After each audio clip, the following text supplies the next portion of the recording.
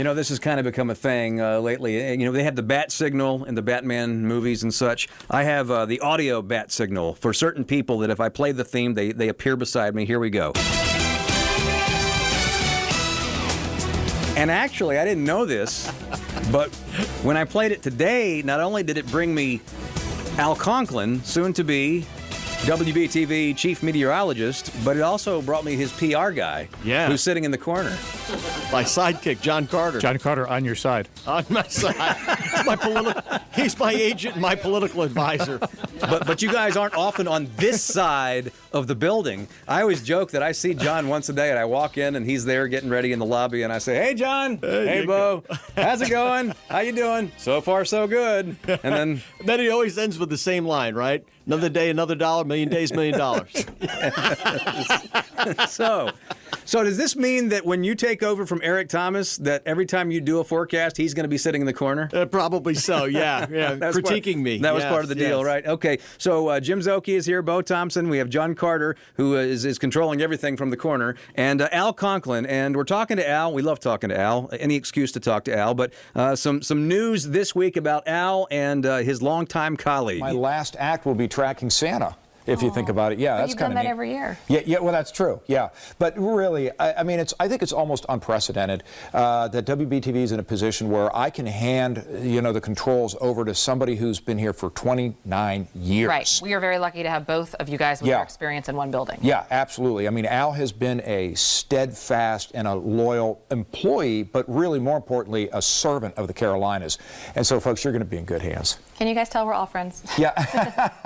So that was the other night with Molly Grantham and, of course, Eric Thomas, longtime chief meteorologist. And the news, he announced that he was going to retire a few months ago, but now we've sort of gotten the lay of the land of how that's going to happen and when it's going to happen. Christmas Eve will be the last forecast, and then I know you all had a gathering honoring him a few days ago out on the back next to the loading dock, and Al Conklin has been named his successor as chief meteorologist. When you walked in, I said, well, that's the biggest no-brainer in the history of man. I suppose, right? What took him so long? Right now, I was never trying to, push Eric out the door, that's for sure. This is certainly his decision, but we always sort of, it's funny because Eric and I worked side by side for so long, and he never really considered himself or wanted to be known as chief meteorologist. He just said, I'm senior meteorologist because I'm only a couple of years, been here just a little bit longer than you. So we always sort of looked as a team, 1A and 1B. Mm-hmm. But I am losing my partner in crime. But,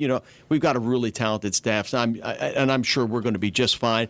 I know. I said, just give me your cell phone number so I know how to get a hold of you if we need you for a minute or two. If we need to phone a friend, we have powerful friends, and I'm sure Mike McKay's on his speed dial. That's right. Yeah, it's funny you say that because when I got here, Mike McKay was still on staff. Eric was the first meteorologist in this building, and I was the second one ever. And I started with Maura Quinn, C.J. Underwood were on air, and Jim Szoke did sports, and the late Danny Fontana was financial news. You remember that was March '93. Golly, that was you're well trained. We're old. I'm very old. We're old. We've been around for a long time. And John Carter, we're all old. Bo's not old, but the rest of us are old. Well, but as I said to Al, when he got here in 1993, I was working here. Yep. I was also a senior in high school. How does that make you feel? Yeah. How's that hit you? Yeah, hey, congratulations on your new job. Yeah. That's great, Jim. It just took you a few years. Yeah. Man. But, it's so funny because, I got here right after the storm of the century, and a couple of years after Hurricane Hugo. And so along with Eric and so many other, great candidates and great meteorologists that we've worked with, the news folks, both down here and at BTV, we've covered so many different, Floyd and, droughts and hurricanes and floods. I learned a lot from Eric, and honestly, he would say he learned a lot from me. We just brought different things to the table. So, I just feel like I'm probably the right guy for this job right now, but I'm not that much, younger than Eric. So, we'll be here for a while, though. I don't know if you've announced this already, and it's old news, but do your hours, your shift changing at all? Or?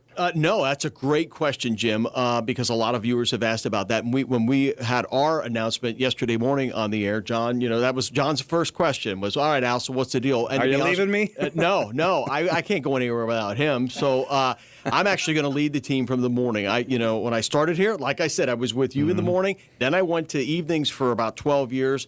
And about 15 years ago, came back to mornings, and I'm going to ride out the mornings. This is where I think I'm supposed to be. I can't upset my, everything.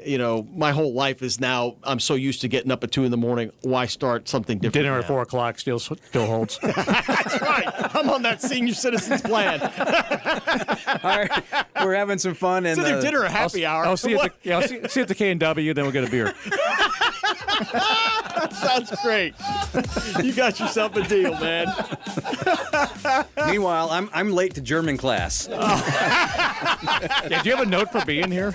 Dog ate my homework. It's like the longest job shadow ever. Sprechen Sie Deutsch. All right, Al Conklin, John Carter, Jim Szoke, Bo Thompson. We'll continue here on WBT on a Friday morning. And you know what? As fate would have it, Charlotte's most beloved John Hancock will be in here next hour. So it's old home week here. There you go.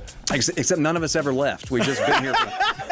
All right, we're having some fun on a Friday morning. We got Al Conklin in here, the longtime meteorologist, soon to be the new chief meteorologist at Channel 3 WBTV. We have John Carter, his PR director over in the corner. Right. Among other things that he does down the Cut me, hall. Mick. Cut me. Jeez, not that, Jim. We're not going that far. If that's where we're going, then the next week we'll have Al Conklin's retirement show. Exactly. But so I was talking earlier, 1993 is when Al got here. Yeah. I said I was a senior in high school, but I was still working here. Szoke was here. Yep. And in my early days, in fact, the reason that I ever came down the hall in the first place is I came out to watch Bob Inman one night. Oh, yeah. Around 89-ish. Okay, so then he came down the hall, and I met Mike Collins, who was doing afternoons then. And so for the next several months, I would watch his show, and at the very end of his show, this would happen. So that's what they're opening up on Thursday is this first leg. Okay. A lot of news. Yeah, Plus sure weather, is. plus Sure. sports. Yeah. The Hornets cuts today. That's a big That's sports right. story, yeah. I don't see where you get time for all the pictures you show. It's amazing to me. All these stories. But well, when we're on the radio, we don't have to worry about that. that's right. And yeah, look just how much talk. look how much we get accomplished. I know. It's amazing. All right, it's all coming up 6 o'clock. WBTV and WBT Channel 3 and radio here. Your 24-hour news source says. Thank you, Bob. Thank you, Mike. WBT.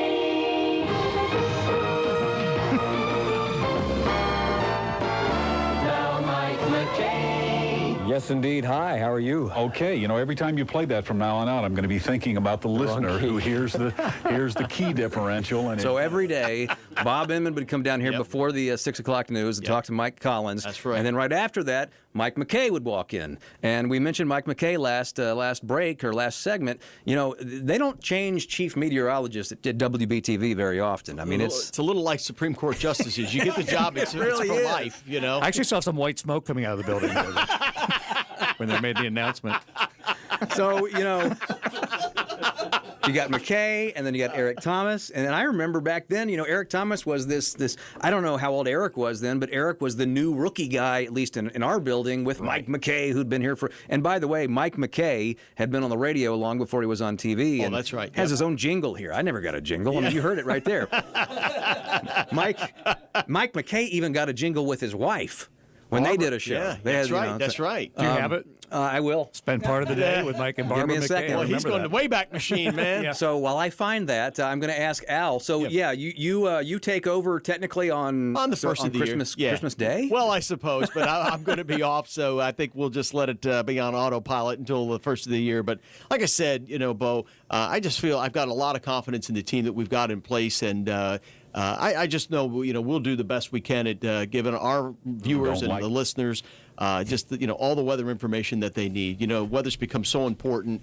Not just the big storms, but even the small things that, are so impactful. We hear it all the time with Boomer, a little bit of rain, you throw a little water in there and stir, and Charlotte's a mess on the road. So that's what we're here for, really. As you said, I really do look at this as a service.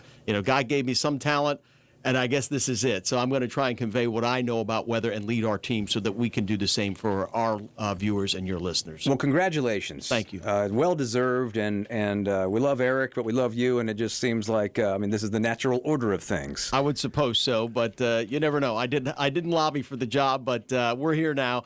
And I guess I was next man up, as they say, right? All right, so here in broadcasting, he said, I got to be out of there by 8:24. You gave me just enough time to find this. Spend part of your day with Mike and Barbara McKay on